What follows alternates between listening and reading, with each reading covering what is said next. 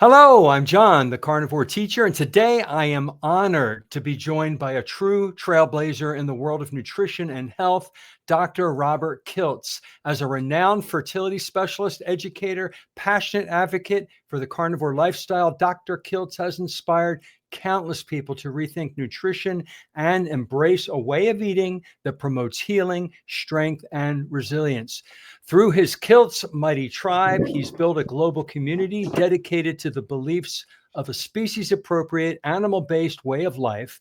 In this conversation, we'll explore his journey to carnivore, his insights, and the story behind the Mighty Tribe, a movement that's reshaping how we understand nutrition and its profound impact on our well-being. Dr. Kiltz, thank you for joining us today. John, it's such a pleasure to be here with you and the community, sharing a whole different way of living and healing humanity. Again, I'm so grateful to this world we live in and the ability to share some ideas that I, as a doctor, didn't believe 20 years ago, but only because of experience of nearly 15 years carnivore and really 20 plus in the keto paleo world. Wow. I'm like sold. I hear you. I'm only in it for a few years and I'm sold. Yeah. Big time. I'm buying the shirts. I am totally sold. I was recently at Hack Your Health last year, picked this guy up that you gave me and a shirt. This is the most beautiful, high quality, high definition pictures, thorough information on everything anybody needs to know about low carb and carnivore and health and nutrition. And I'm so excited to talk to you about pretty much everything in the book. You've had such an incredible medical career. What first sparked your interest in nutrition, and how did you find your way to a carnivore, animal-based approach? Well, interesting enough, I was in the standard medical world for years. My undergrad degree was biology, and I focused on nutritional biochemistry. And I even did research in the area. Most of it was sort of learning the basic formulas and in the standard nutrition. And then medical school and residency, and I'm an OBGYN doc. I did internal medicine at first, and then I became a fertility specialist. And that's where I've been practicing for 20 plus years, nearly probably 25 years. I keep on losing time scheduling all this. And about 20 years ago, I integrated Eastern and Western medicine, yoga, acupuncture, massage, meditation, prayer, de-stressing. Mhm. And I utilized it for myself because I was going through a lot of life challenges and stressors. And while I was sharing this with my patients, a number of them were getting pregnant with paleo diet. And I'm like, well, what is paleo diet? And this was about 20 years ago. And I suffered personally arthritis, psoriasis, kidney stones, migraines, depression. Wow. Since I was a little child, I had migraines and bowel problems, ADHD, OCD, all sorts of things. My elevator speech is I grew up in LA, kicked out of school in a gang, couldn't read, father in jail. And God gifted me all of those things, part of the training grounds of life to make me stronger. Because without problems and challenges and hardship, you do not become the ultimate human being we're meant to be. And as I dug deeper into paleo diet, and I personally did it myself, and I started feeling better. And I shared that with my patients, and more people were reducing inflammation and getting pregnant. I'm like, wow, this is interesting. And I'm in standard IVF doctor. I own and run CNY fertility centers. And then I found the keto lifestyle, and Marie Emmerich's become a good friend of mine, and she's really turned me on to that years ago. And then one day, nearly 15 years ago, I ran into a carnivore dude online, and he was ripped like you. And he said he didn't exercise and he ate only meat. And I said, that one's for me. And so I've dug deep into it, and now I've written about it. I live it. I blog it. I'm in a new movie called Animal about carnivore. And I think that it's a game changer. And pretty much, people, see me and it's like, oh my God, he's going to tell me about the dumb carnivore diet again. And yeah, I'm going to. But it's Occam's razor. The simple answer is the one.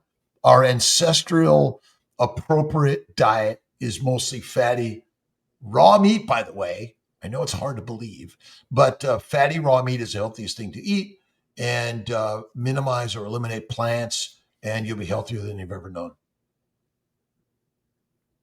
That's a mouthful. That is amazing. And have faith in God. And have faith in God.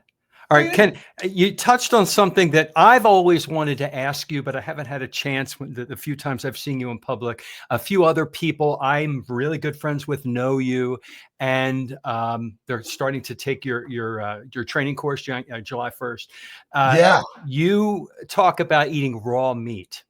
All right. And I'm a carnivore. A lot of my friends, we eat beef, pork, beef, lamb, pork, poultry, fish, eggs. You talk about your Kiltz ice cream. I saw your whole list in the book, the bevy, right? And yeah, keep going. So explain how raw has more of the nutrition than if you cook it a little bit. Because I like my stuff rare on the inside and a little seared on the outside, my meat. Okay. It's pronounced baby's diet, but it's spelled Bebbis. Right. Now, the triple BE is Ken Berry's thing. Right. Yeah, Nisha created that. And I'm like, well, I do bacon, eggs, butter, beef, Kiltz's ice cream, and salt. That's baby's diet. And you could say an E with a sort of, right? I think you can. All right.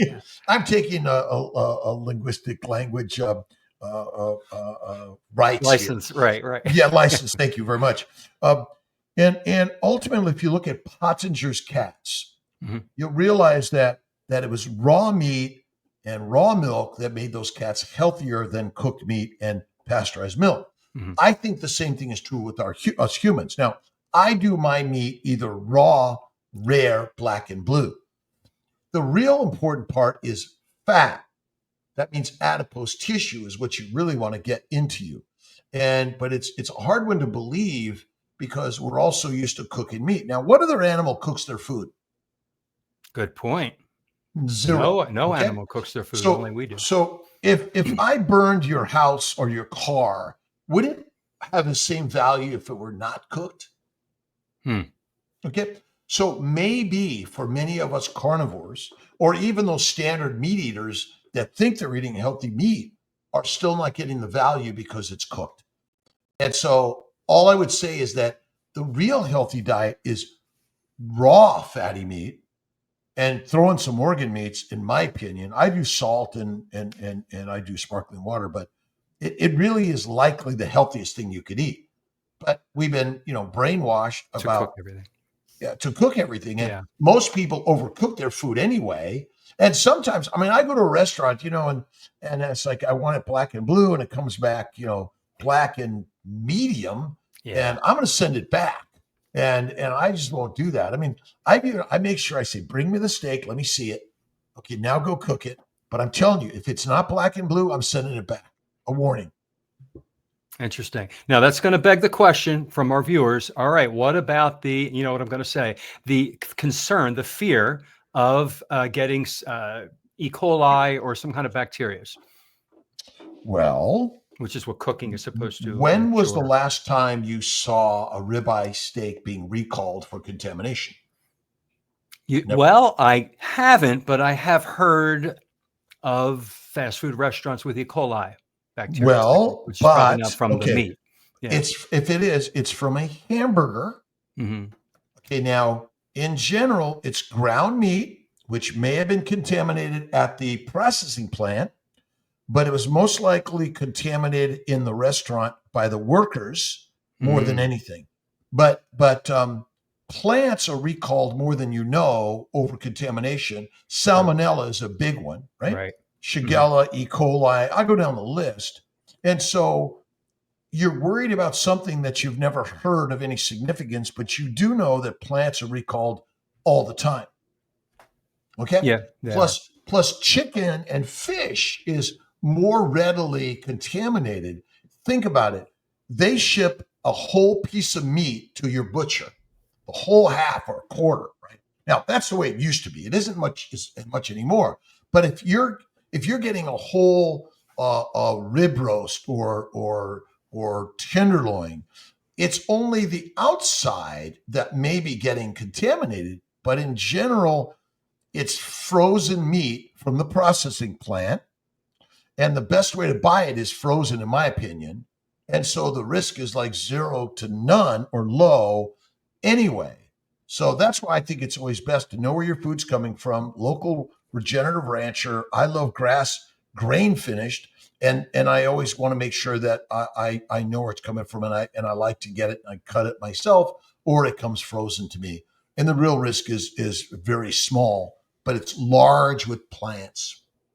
Huge. It is large. Yeah, I agree with that. Definitely. So ruminant meats, more beef, lamb. What about some other ruminant meats? All of it can be eaten raw? Well, I had some lamb raw the other day at a local restaurant, Mirbeau in Skinny Atlas, and it was amazing. Yeah. I think now again, I say this, but how many people eat raw vegetables? A lot. I mean, raw fruit, Right. You're right. raw vegetables, raw salad. I call salad nature's toilet paper. I call it crunchy water. Right, but it's nature's toilet You're paper. right. You're absolutely Because can you truly wash off all the bacteria, yeast, viruses? Can you wash off all of the parasites that are stuck on there? Because remember, they have molecules called the glycobiome that sticks to things. I mean, try to shake this stuff off of your clothing. You can't do it. And so remember, you're taught one thing, but the truth is the opposite is true. Often. You're right. I agree with you. All right. So back to the, I know I'm harping on this topic. I find it fascinating. I have a list of questions, but I haven't gotten to them yet. So pork, poultry, any kind of fowl we want to cook. Well, let's see. I don't typically eat chicken, fish, or turkey of any significance or frequency. No. Okay. But if you're getting a whole roasting chicken, roast it. Save the grease, save the organs, save the skin, eat the whole thing. You want a fatty beast. Now, again, 50,000 years ago, were we waiting for the cook or were we eating it raw? I think we were cooking it over an open fire. Possibly. I mean, again, when you kill the beast, there's only one place for it to be safe, and that's in your gut.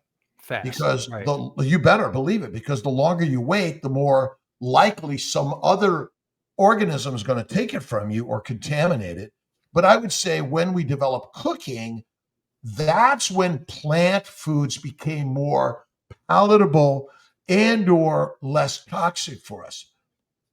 So I would say that yeah, I mean, we evolved. I don't know how long ago the barbecue, was discovered, or open pit fires were discovered for cooking our meat, but I think that you can eat, I mean, fish raw. I'll do that. I don't do chicken raw. I've done pork, bacon raw for sure. And again, know where your meat is coming from. That's the best way to reduce the risk. Now, is there a zero risk of eating anything, of nothing being contaminated? No, you're going to have a very small, but the country, we have a lot of safeguards in our country, and some other countries that are, wealthy countries, we can have a lot more trust, I think. Well, I think we have a very amazing food source in America. It has a low risk, but the biggest risk is going to be the vegetable and the fruit section, because think about it. It's wide open for everyone to touch and, talk and go over. And so, it is. And where did it come from? It came from the fields. Remember, in the fields, there's a lot of microbes and piss and poop, even human piss and poop in those fields. And so I stay away from those things of any significance or frequency. All right. Very, very interesting information. Let's get to your mighty tribe, because this is mighty. I'm a member. I'm fascinated at how fast this has grown. What inspired you to create this mighty tribe, and what do you hope people gain from being part of your community? I'm a member of SBG, Steak and Butter Gal. with Bella and the whole Right. team. And I became a member a long time ago. I'm still a member, paying member. And I was inspired what Bella was doing, and that led me to create through the same platform to create Kiltz Mighty Tribe.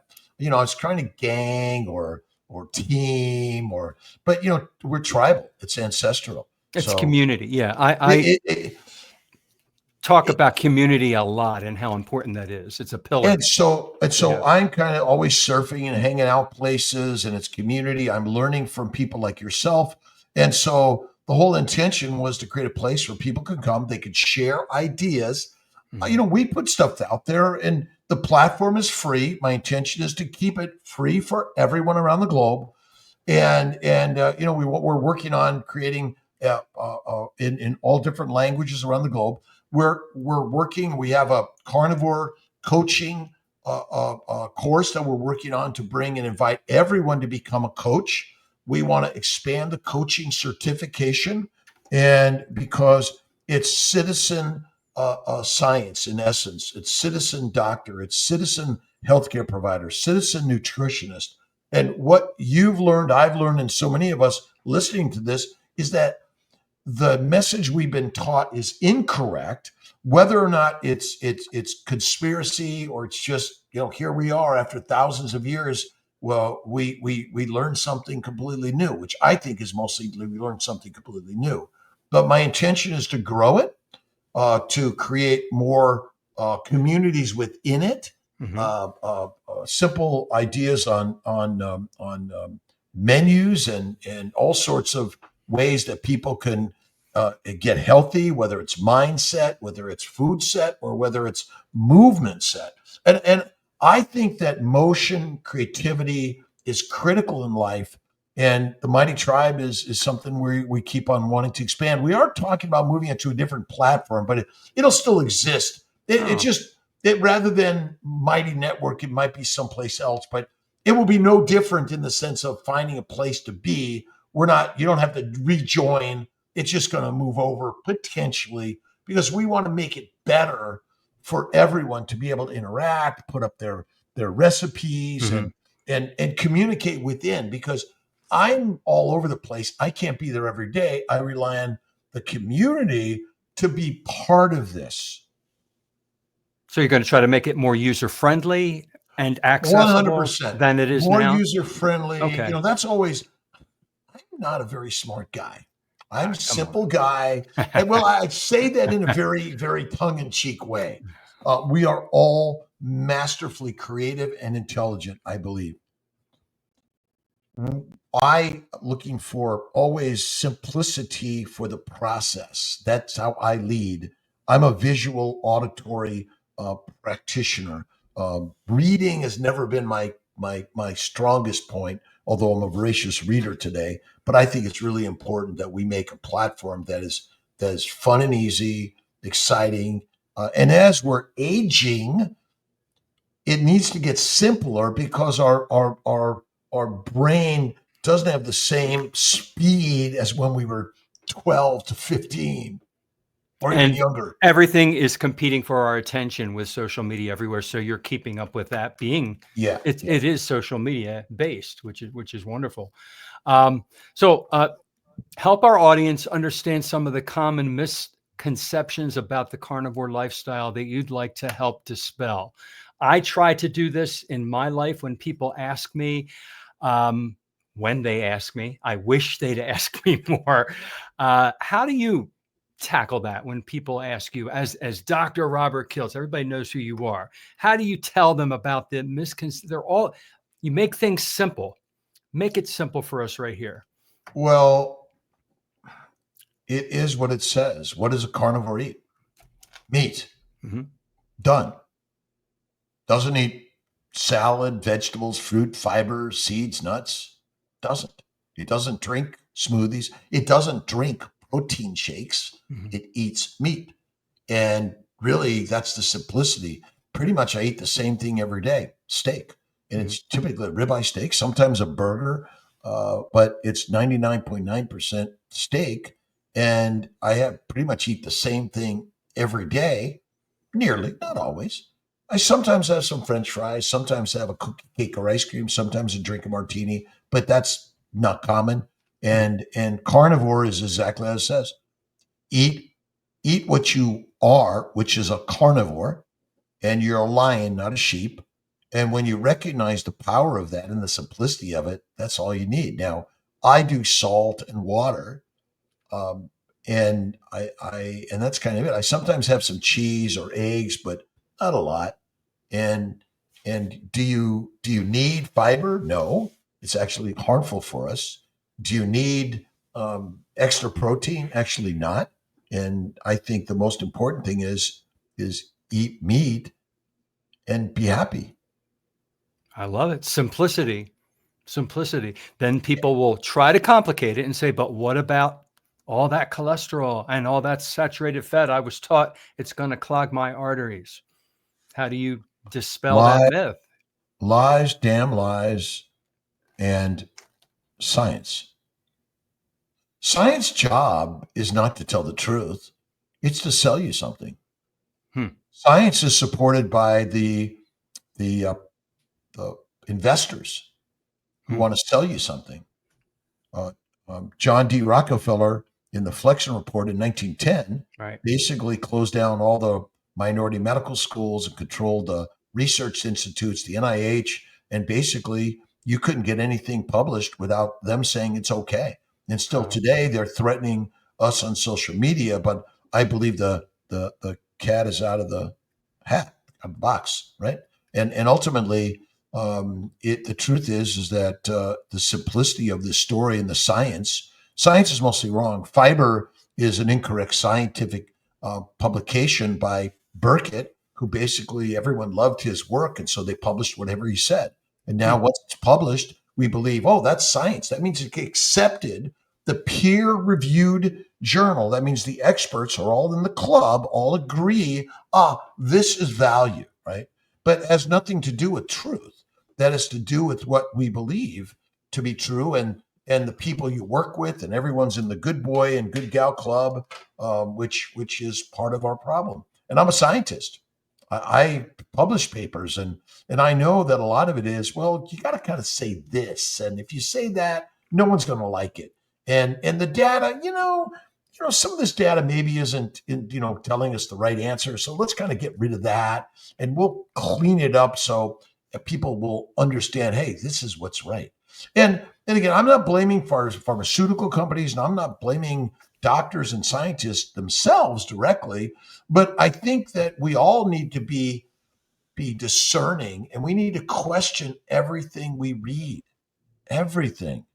If it doesn't make sense, statistics, you can make anything have statistical significance, but that doesn't mean it's clinically relevant at all, in my opinion. So I think the most important part is just like, where does heroin, cocaine, marijuana, nicotine, and caffeine come from? Plants. Plants. All from plants. Where All does nicotine? medicine. Most medicine, right?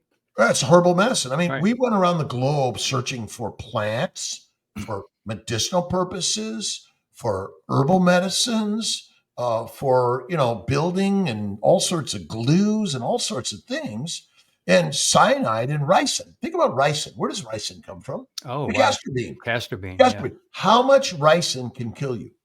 One bean, right? Less than that. Less A than little, that. little bit of powder. How Wow. about cyanide? How much cyanide could kill you? Wow. A very small Okay. amount as Very well. small amount. And so if you can help me understand what toxic chemical comes from ribeye steak or even pork or chicken, so there's some fish that I wouldn't touch, or frogs. I don't touch them in general, but just use your common sense. All you need to do. Yeah, I agree with you. I have family and friends, and they ask questions, and they're just going back to what they've been taught all their lives. And Which they get upset because I think I'm threatening their way of thinking, their their foundation. They're not mad at me; they're just defending themselves and what they believe. And it's hard to break that. well, the brain is powerful. Remember, the brain takes in a program of what it's learned from the day it was born. And that program is our survival mechanism. That's Mhm. how we survived for millions of years or thousands of years, through the programming of the brain.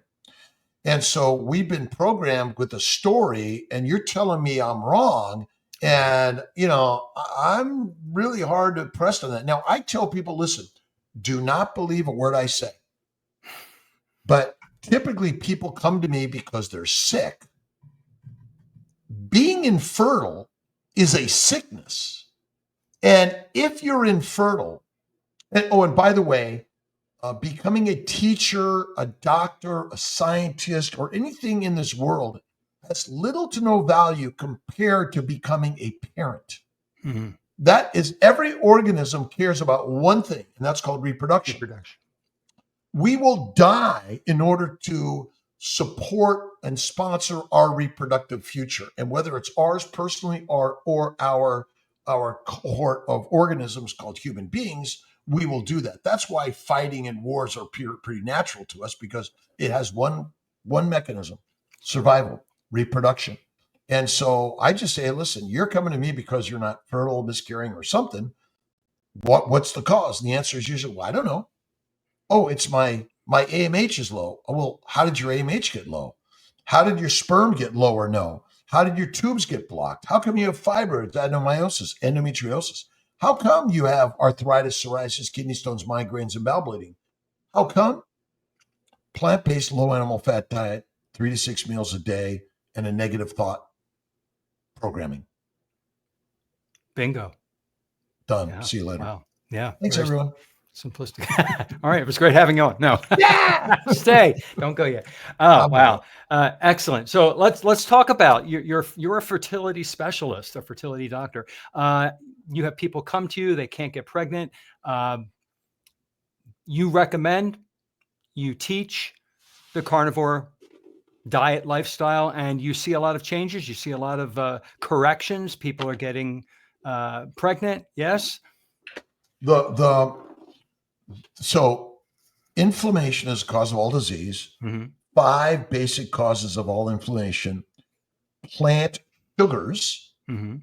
And there are many sugars in a plant that aren't the same sugars as us, not Right. just glucose, by the way, but they're Right. foreign sugars that cause antigenic, inflammatory, allergic reactions.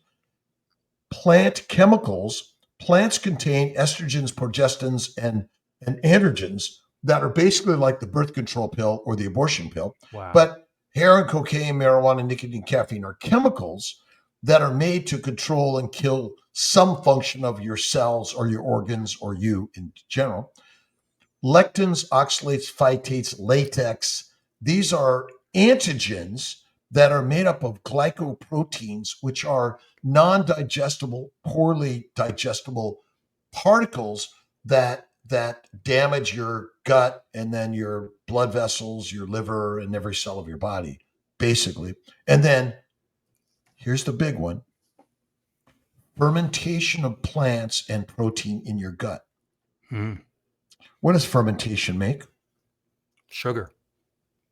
Fermentation makes alcohol. Oh, alcohol. Yeah. Aldehydes, heat, gas, and methane, methanogenic bacteria and yeast. So ultimately, you and I have been feeding on a plant protein, low fat diet forever.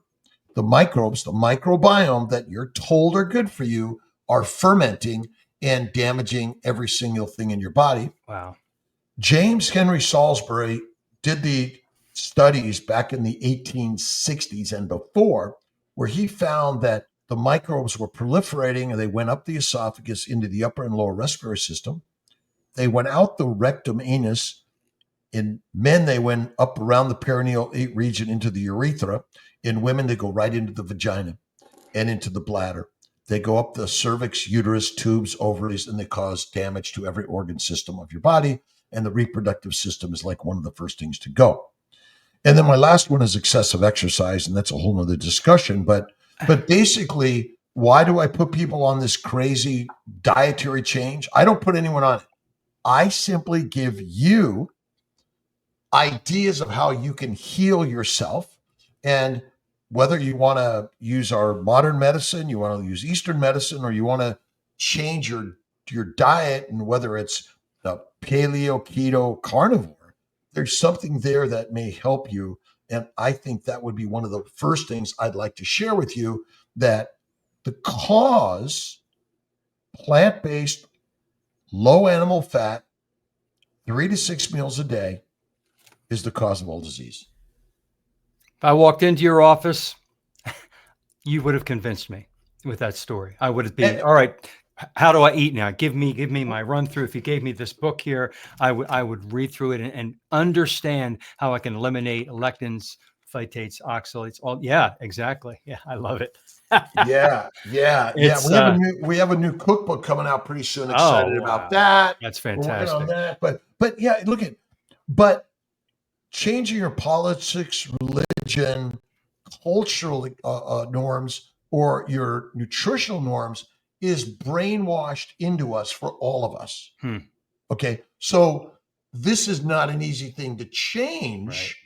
And that's why I keep the message going. That's why I do social media, blogging, movies, books, and all these things, because I want to inspire you to decide on what you want to do. Now, look at a shot pill surgery, or change your diet for 3 to 6 months, get pregnant, have a baby, and then go back to wherever you want. That's okay. I don't care. And I think if people do B, they're going to want to stay that way. Because they start feeling better and the weight goes off and all the wonderful other things that happen with good health because we're fixing our diet. If they just try to get pregnant, they're going to realize all the other benefits, I think. I tell all the women, and I tell all the men, tell him or her how much you love them and how amazing they are every day. Feed them steak and eggs every day. And make love to him or her every day. That's all you need to do, and have faith in God, and that's it. Love it. Love. Yeah. It's simple. I love how we keep going back to how simple it is. Occam's razor. You're absolutely right. We complicate things too much in general. Every human does. And we just pull it all back like a funnel. It's so simple. All right. I don't know if you want to talk about this, but you brought it up. So I don't know. My audience wants to hear this. And I did read it in your book here about excessive exercise. You mentioned do not do high intensity interval training. Now, is that don't do it ever, or don't do a lot of it because that causes stress on the body, which raises inflammation, cortisol? Can we go there a little bit? Do you own a Ferrari? I do not. But if you did, would you let your next door neighbor take it to the racetrack 4 times a week in order to build its strength and make it better? No. No, because friction and heat damage bones and muscles and joints and everything, do they not? Right. And so ultimately, what animal exercises? Hey, honey, I'm going to go run up the hill 5 times to get a little stronger, or I'm going to lift some boulders and roll them up the hill. Well, they exercise when they're hunting. No, they don't exercise. They move in their natural way. Right. Now, here I'm sitting today. I often stand. I mostly stand at my desk, but I'm always moving. I do my 100 push-ups a day. I love to do about an hour of walking. I do some light weights because I'm a little egotistical. Is it required? It is not. What I think is critical is participate in life. Get up, go to work every day, clean the house, do the standard things. I do pottery, painting, poetry. I do a little music, I hack a guitar, and I think I got mostly everything. So I'm always learning something new every day. Truth is, just go to work and be active and do something. I used to run, and I tell you, after my knees, my hips, my everything. I remember in the Boilermaker in Utica, New York, there was a 19-year-old dead on the ground. They couldn't revive him. And so now again, I could fall asleep and not wake up, but the excess of stuff certainly adds to many more breaks, tears, and damage that the Western medical system loves you because they're putting in a new joint here and there or True. tacking it here or there. So it's not required, and there's no scientific evidence that it actually increases your longevity or your health. So just general movement that we need for our daily doing whatever we love and enjoy, but not overdoing it and pushing it like a lot of people are doing at the gym. Well, we do They that think we because have to. we want to get laid. Well, if they want to look sexy, they want to attract Well, they want to get be attractive looking. And I mean, life is about reproduction. That it is is. all it's about. It And so we basically want to is. look good. I'm egotistical, okay? I want that too. And I meaning that we want to partner up. We want to look good, but our looking good is modeled based on marketing also. It's true. I'm sorry, but if a bear isn't an extra 1,000 to 2,000 pounds heavier by the time winter hits, it's dead. Hmm. And so, my bet is for the last, 200,000 more years, you saw a lot of dead people who just couldn't get enough food. And so, is it better to have food in a silo or fat on your body? Oh, fat on our body. You better believe it. Absolutely. So does fat on your body, any place, cause disease? Visceral? How does it cause disease? Well, this is what I've learned now. Correct me if I'm wrong. Marketing. Fatty liver, fatty organs from eating too much grain and sugar. Is that not healthy? Causing disease? Did the fat cause disease, or did the grains cause disease? Well, the grains caused the fat in that particular place on the body. No? Okay. Doesn't that cause inflammation and problems? Okay. Wrong. All right. Tell me. So once again, when you get fat, you're going to get fat where the body decides it's going to put fat because it knows what it's doing. Okay. Mhm. But what human animal ate 3 to 6 times a day, grains and grass for the first 3.5 million years? None. Right. So why do we blame fat for the disease that actually plants cause? We're blaming the plants, but the plants are causing that kind of fat, which then leads to these kids that are drinking all this high fructose corn syrup and candy, and they're obese and getting type 2 diabetes because they're only 10 years old and they have all this visceral fat that came from. They go fasting or carnivore for 2 weeks. Yeah, they will. They'll lose it. Okay. So no, they won't lose the visceral fat in 2 weeks. They will lose the diseases. Again, your body makes and stores fat. What organ makes and stores fat? Makes and stores fat. Well, there's your only liver. one organ. Only one organ makes and stores fat. That's the liver. The liver, yeah. Okay. Isn't it doing what it's supposed to do? It's doing what it's supposed to do if the inputs are correct. Well, there is no correct input because the brain is smarter than you and I. What are the odds that there's going to be a nuclear bomb dropped somewhere in this world? Oh, well, nowadays, I don't know. What are the odds that there's going to be some massive disease that suddenly our food That's scary. ability to ship it around is going to be significantly damaged, correct? That's scary. So would you rather be fat or skinny? I'd rather be fat, absolutely. Okay, so it's hard not to eat food when it's present because 50,000 years ago, if you said, I'm going to wait a week before I eat that fresh, that ripe tree, you're screwed. Let's just use common sense here. We are judgmental and negative against obesity. Well, we are. Why is that now?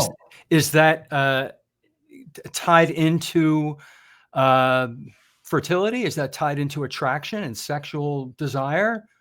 Well, I want to sell a weight loss program. I want to sell a gym. I want to sell new clothing. And modern medicine has actually blamed obesity and fat on the cause of disease, where it has nothing to do with the cause of disease. Well, I think it's the secondary. The primary is the plants and the sugar. Obesity is not a disease. It's a state of the body prepared for a fast or a famine that you don't go through in your lifetime, but there will be one coming up in someone's lifetime. Would you not say that obesity, now morbid, unhealthy obesity is not a symptom of bad health? In general, if you're obese, you have bad health. Okay. But obesity is not the cause of disease. Right. And the fat cells do not store toxins. Do The they release? livers, nope. Don't they release Again, cytokines and unhealthy things that create inflammation and oxidation? what causes inflammation? Plant protein, low fat diet. Right. That's the cause. Period. So that's the cause. But skinny people die of cancer all day long. True. They get diabetes, heart disease, stroke Absolutely all day true. long, and Yeah. they're not obese. Yeah. So, but again, we're scientists. Mhm. And so my job is to understand the function of the human body. The job of the liver is to make fat out of amino acids and sugars. That's why a low fat diet is deadly for humans. We Yeah. know there's something called protein poisoning, and there's something called Low fat. carbohydrate poisoning. I mean, basically, plants. Now, remember, plant cells and animal cells contain amino acids, simple sugars, and fatty acids, and all the minerals and vitamins. But what is different in a plant cell that's different in an animal cell? The anti-nutrients, the toxins. The toxins. Okay. Now, I don't like to use the word anti-nutrient. I like to use the word toxin, because that's what they do, though. They rob your body of the nutrition. Like no, they don't. No. They don't rob your body of nutrition. They poison you. Okay. They poison you. If you drink a 6-pack of beer, is that an anti-nutrient or is that a toxin and a poison? Well, you have you're drinking bread. You're drinking Right, grains, and so it's a toxin. It's a toxin. And the alcohol. Yeah. Right. So my point is that we're poisoned more than we're nutrient deficient. Okay. Right. Again, I'm just trying to be, in my opinion, I'm trying to get straight science. Simple, right? Simple, but it's not the science we're taught. Visceral fat. I mean, if you get fat enough, you're going to build visceral fat. Mhm. Well, why would your body store fat in your viscera? Because it's going to store the fuel and the building blocks of your body wherever it can. Because how long, in general, if you have a lower activity level, what's your burn rate of fat per day? About a pound. Is it? Yes. And I'm only telling you from my experience. I do a 5-day fast. I lose 5 pounds. Yeah. I do my normal activities. And so if there's no food and you have enough weight, now interesting enough, Yeah. if you're 100 pounds heavier, could let me give you 100-pound weights right now and say carry that around all day? Would that be easy for you? No. Now, if you are 100 pounds heavier, could you move around more easily than you even understand? Yes, you can. Many people that are 50, 100 pounds heavy do many marathons and do all sorts of activities. Isn't that based more on muscle and not fat? Muscle mass is greater for an obese patient. Right. No, it doesn't weigh more. It has more strength. Uh-huh. So we don't lose muscle mass until the fat is gone. Ah. Now, I'm throwing some ideas that are not held highly in the carnivore world. They make me think. Well, a bear that hibernates and gestates for 6 months, it grows 1 to 4 babies in utero. It doesn't eat, piss, poop, or drink. It loses fat mass, bone mass. It doesn't lose, and it doesn't lose muscle mass. It only loses fat mass as a fuel. So, well, wait a minute. I thought if you don't eat enough, you're going to lose muscle mass. You do not. Now that I knew. As long as you're eating meat, if you're eating healthy, you're not going to lose muscle. No food. No, well, or fasting. But at some point, sarcopenia starts. You're usually near death. Starvation. Because Because that if you look at, there are plenty of, I mean, look at all the bodybuilders. How much fat do they have on their body? Very little. Very little. And they're very muscular. Mm-hmm. Okay. It's so what builds muscle? Resistance work. And protein. Now, as long as you have enough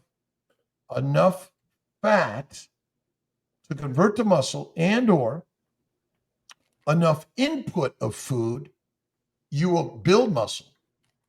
But at some point, when you're an anorexic, bulimic, cachectic, or sarcopenic, no fat in their body, how long will they live? Not long. Not They're long. at risk of dying quickly. No fat, yeah. So what is the most important structure in your body? Structure? Is fat, adipose tissue, a structure in your body? I guess you could call it that, but it's not permanent like our skeletal structure is. So I guess fat could be. It is, because if you have no fat on your body, you're dead. But the amount of fat and where it is changes throughout your life compared to the structure. Of course it does, but the whole point is that adipose tissue on your body is an organ system that without it you're dead. Yeah, we need to retrain people's minds today about this. So many people are still fat phobic. We've been taught we're all fat phobic. Decades about fat, dietary fat, and the fat on our bodies, and our perception of fat, and so many people, their gallbladders are ruined because they're not eating fat. Well, so what is fat to eat? What is fat? Is an avocado fat, or that has some plant fats in it? How much? I don't. Have you ever crushed an avocado to see how much oil comes out of it? I haven't personally done it, but very small amounts. Yeah, is it? Yes. So fat comes from an animal, oils come from plants. Come from plants, right? Remember, avocado oil comes from a bottle. How did it get in that bottle? Industrial production. Somebody crushed it, right? Somebody crushed it, collected it, and did whatever else to did it and make a bottle. Where do you get animal fat? Do you need someone to bottle it, label it, or crush it? Yeah, cut it right off the animal. Yes. Now, is rendered fat good for you? That's a question I can ask you. Rendered fat is okay for you, right? It's not as good as the fat that's just uncooked, but rendered's just melted. I know that the high temperature is breaking down some of the molecules, right? And the hydrogen atoms are running away. And what does adipose tissue contain that rendered fat does not? Adipose tissue contains more cells.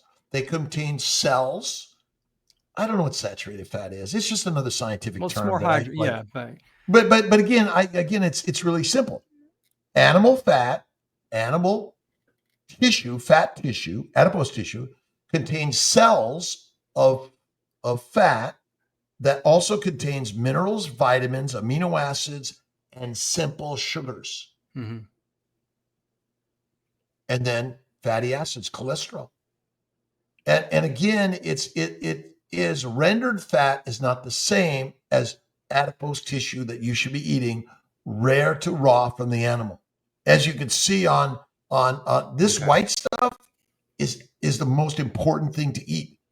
And I see carnivores all day long that cut the fat and they push it away, and then all the sinew and the all that stuff is just sitting on the plate, or they've overcooked it. The cells have been damaged because, again, oils are different than fat, and rendered fat is different than raw fat. Raw fat.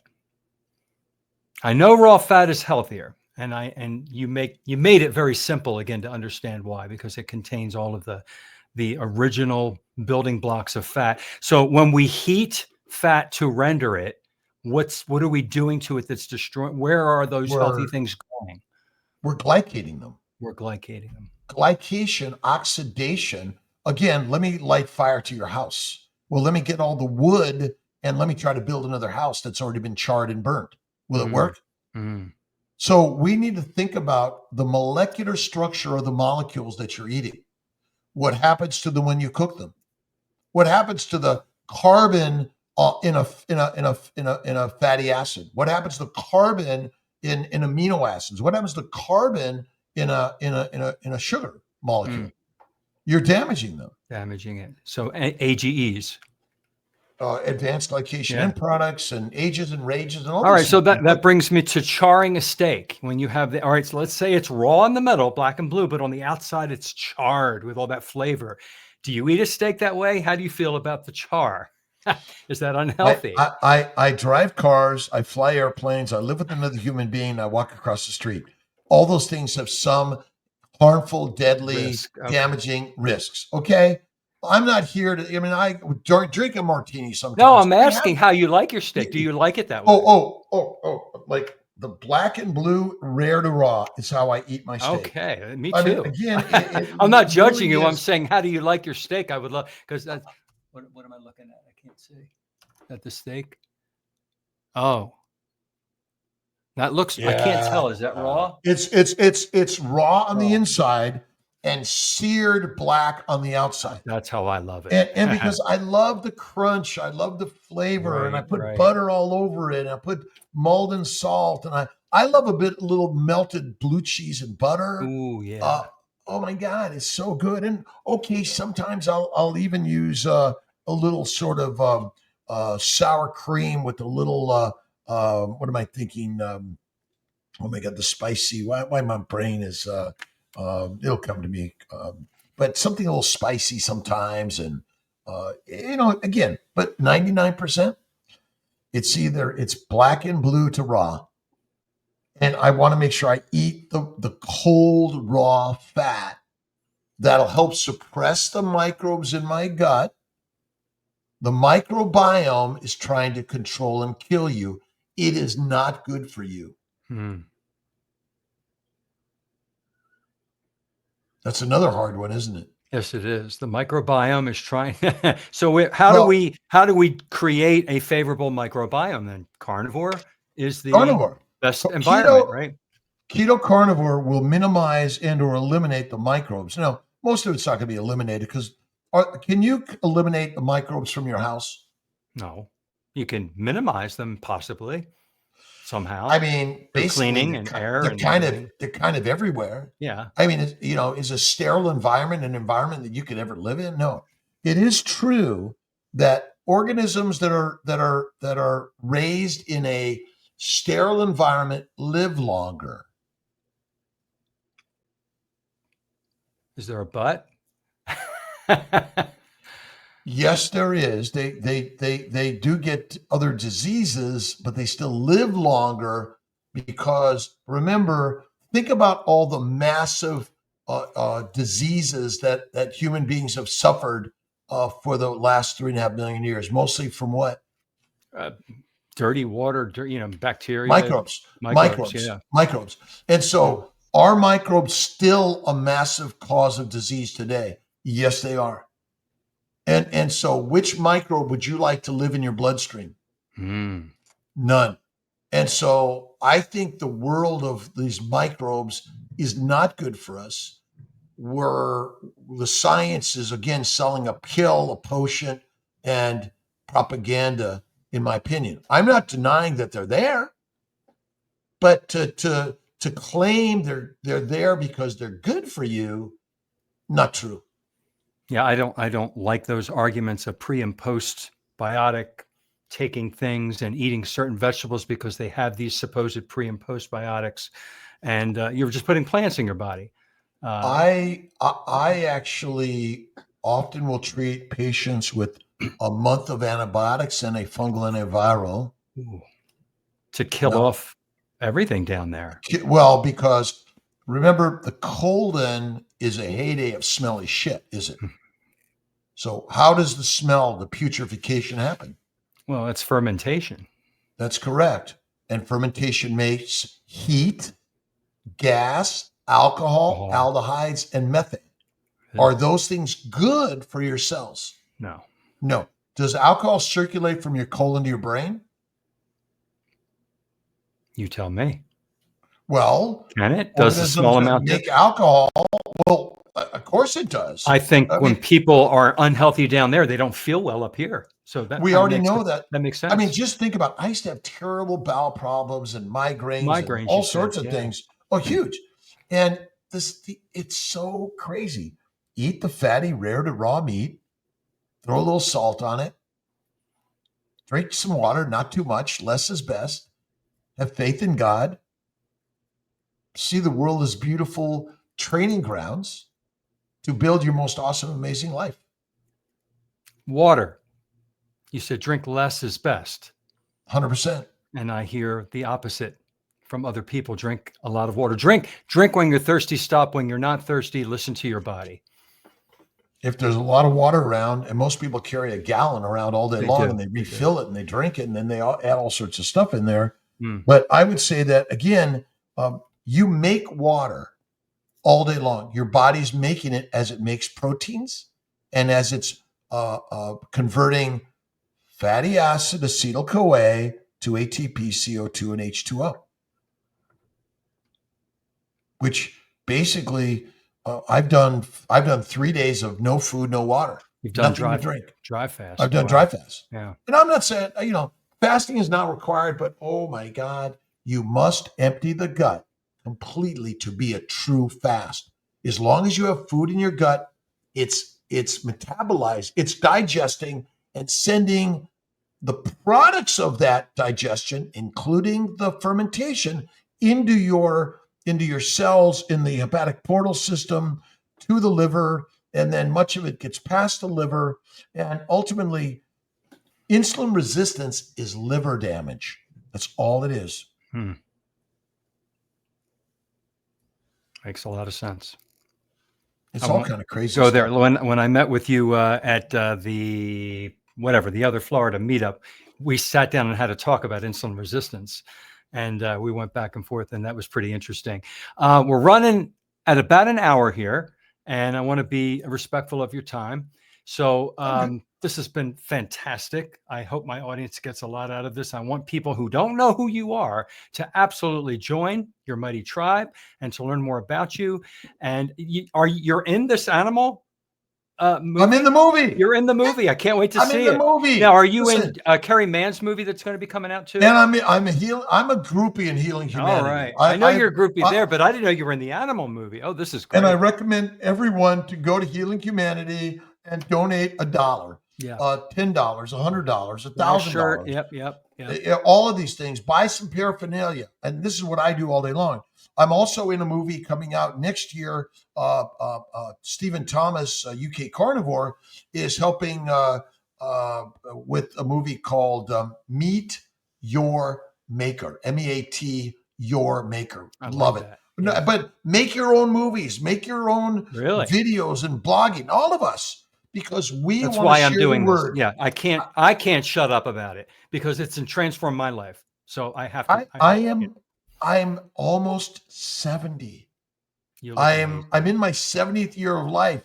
I've never ever felt better in my life. 100 push-ups a day. I get up usually at 3 to 4 o'clock every day. I go to bed about 9. I take 1 to 3 naps a day, 5, 10, 15 minutes max. Okay. Yeah. Meditate and pray, always listening and watching someone like yourself that's going to inspire me. Often on my drive, I'll listen to some YouTube or a podcast. I want to fill my brain with all this amazing stuff. And my job is to make myself the very best fertilizer for every other microbe and macrobe that wants to take me down.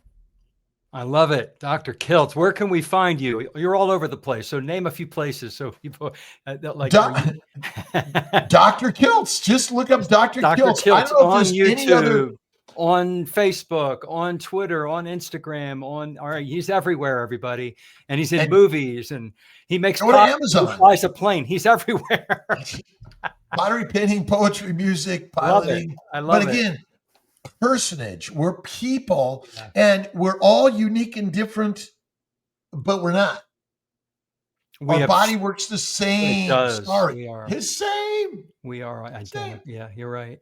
You're absolutely right. But no, I'm so grateful to you, John, for doing what you're doing. And anyone who's listening, if you want me to be on your podcast or you want to be on my podcast, just go to Alia at drkiltz.com, ALIA, at drkiltz.com. We're on 5 a.m. Monday through Friday, Eastern Time, USA, other times around the globe. Dr. Nelson Vasquez is there with me, and Alia is amazing. And again, who's responsible for your life? God is. Yeah.